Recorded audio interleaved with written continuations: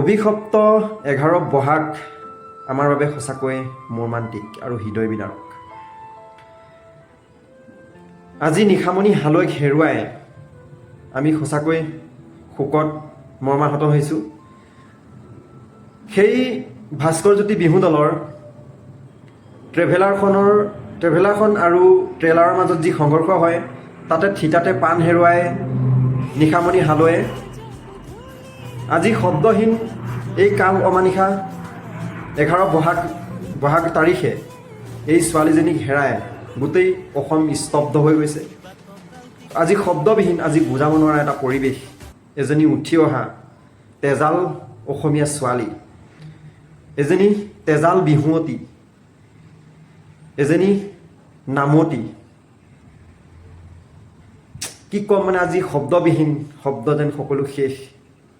এই বহাগটো সঁচাকৈ আমাৰ বাবে অভিশপ্তনে, য'ত আমি জুবিনদাৰ অবিহনে বহাগ বিহু পাতিবলগীয়া হৈছে, তেনে এটা স্থলত আকৌ এজনী আমি উঠি অহা প্ৰজন্মৰ নতুন ছোৱালীক হেৰুৱাবলগীয়া হৈছে। সকলো যেন শেষ, অসমখন যেন অন্ধকাৰ হৈ গ'ল। আৰু সেই পৰিয়ালটো ভগৱানে সাহস দিয়ক, উৎসাহ দিয়ক, শান্তি দিয়ক, আৰু নিশামণি হালৈ আত্মাই যাতে চিৰশান্তি লাভ কৰে, তাইৰ আত্মাই সদগতি পায়, পুনৰ জন্ম লয়। কাৰ মৃত্যু ক'ত কেনেকৈ কেতিয়া হয় কোনেও নাজানে।